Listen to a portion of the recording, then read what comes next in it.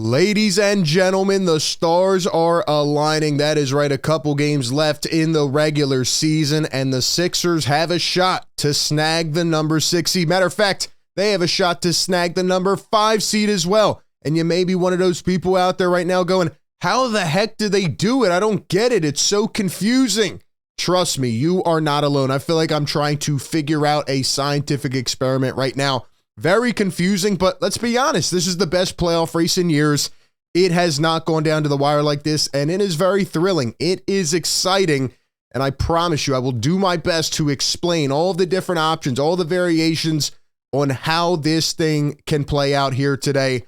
But tomorrow is the biggest game of the season. Sixers need to beat the Orlando Magic. Keep that in mind first and foremost, and it is prediction time. I want to know from you down below in the comment section, with 2 games to go in the regular season, what is your final prediction on what seed the Sixers end up in? Give me your thoughts down below.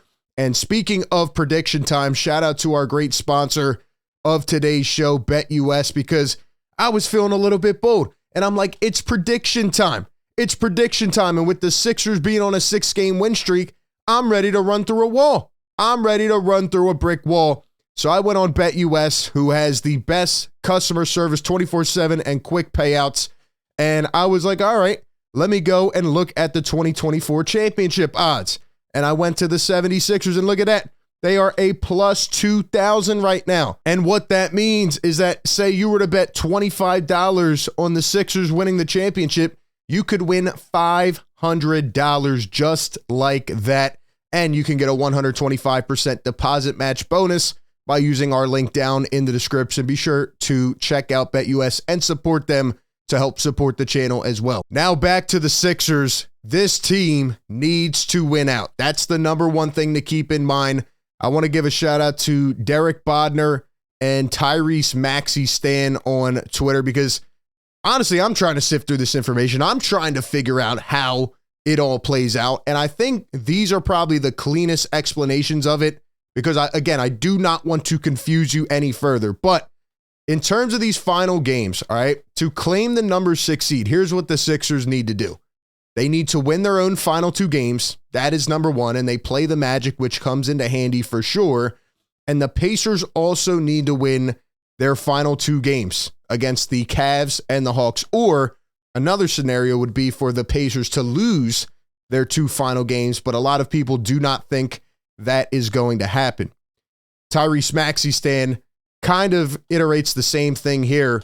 The Heat lost last night to the Dallas Mavericks, which, you know, the Heat are looking pretty suspect right now. The Magic look absolutely awful. The other day I said, if there was one opponent right now that I would want the Sixers to match up against in the first round, it is the Orlando Magic, because not taking anything away from them, they've had a good season, but they're young, inexperienced, and they have fully collapsed. The last week they've lost to the Hornets, the Rockets. They couldn't even beat the Giannis-less Bucks last night. They got blown out by 20.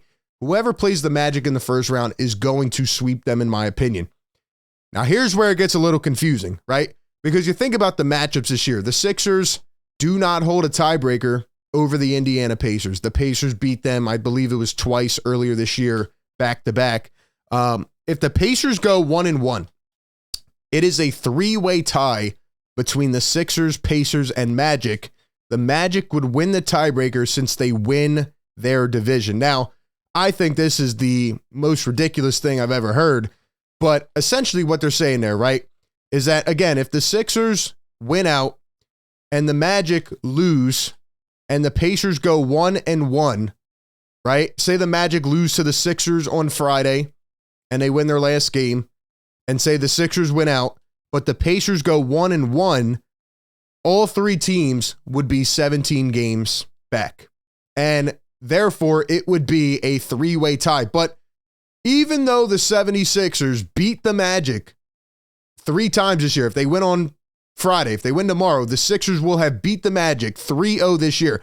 Even though the Sixers hold the tiebreaker over the Magic, because it's a 3-way tie, it would go to the divisions. Which, again, why do we even have divisions? Who looks at divisions? Nobody cares about divisions, I guess, unless it's this scenario. And the Magic would get the tiebreaker. So it would go Indiana, Magic, and then the Sixers, I believe. So then the Sixers would be on the out. So really the Pacers either need to go 2-0 or 0-2. That would either give the Sixers the 6 seed or the 5 seed, because if Indiana goes 0-2 and the Sixers win out, then they're going to be above Indiana, and it will not be a three-way tie. That is really the gist of it. And that's what it says right here as well about the Pacers going 2-0 or 0-2. There's so many different little variations, but really what you need to know is the Sixer fans should be rooting for the Pacers to either win their last two or go 0-2. Again, they play the Cavs and the Hawks. The Magic play the Sixers tomorrow night, and then the Magic play the Bucks on Sunday. If the Magic were to lose on Sunday, then that'll give the Sixers another edge up. So the Sixers need to control their own destiny, and they're in the driver's seat here partially because they need to win out and they play Orlando, but they need the Pacers to lose as well.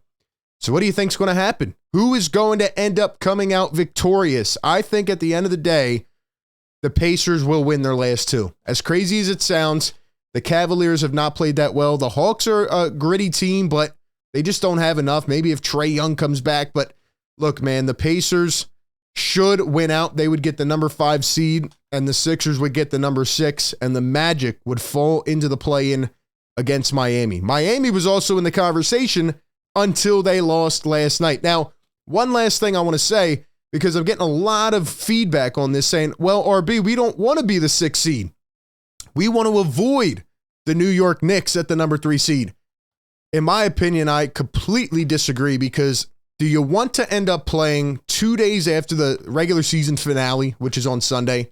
Do you want to play on Tuesday night on 1 day of rest in a 1-game scenario? Or would you rather wait 5 days, get more rest, let Joel Embiid heal, let these guys get healthy, maybe get Rocco back, and play the following Saturday to start off an actual series? I mean, you always take the latter right there.